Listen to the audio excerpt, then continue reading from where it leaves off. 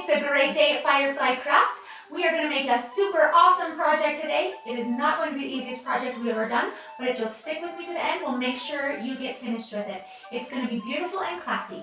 I've got these cute dishes. It could be a candy dish to sit on your table. It could be a candle holder. It could be a beautiful centerpiece with flower petals or rocks in it. It could be a pencil holder. We need a lot of pencils with my big old family, and I think this pencil holder would be big enough. So today we're going to put heat transfer vinyl on this lovely piece of glass that could be so multifunctional. Let me tell you about the cast of characters that will help us. I've got some heat tape here. It's not strictly necessary. If you don't have any, that's okay. But if you're a better safe than sorry person, you may want a little bit of this, some scissors to cut that with. I've got a heat gun.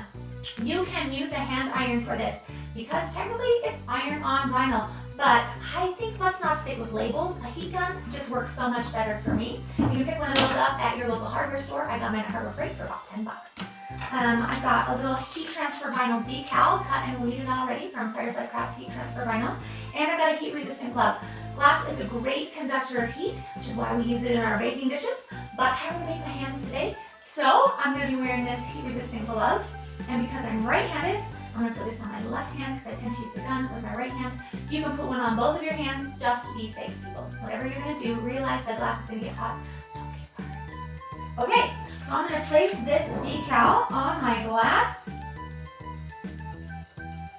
And you can see that the heat transfer tape for this heat transfer vinyl holds it quite well. It's not going anywhere, but as we start the heat gun, it may move around a little bit, and so we're going to put a little bit of tape on it. To do that before I have my glove on.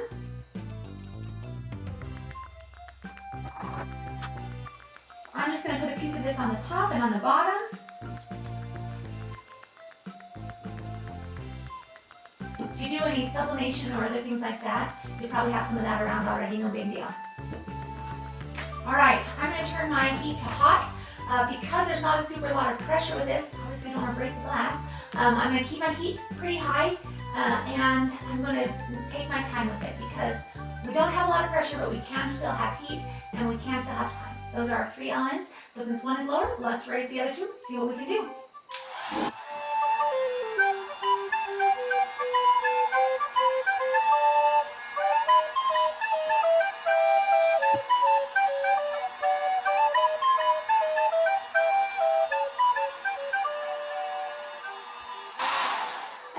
You can see I'm just moving the heat gun around in circular motions and then pressing it with my hand to put a little pressure on it, help get some adhesion.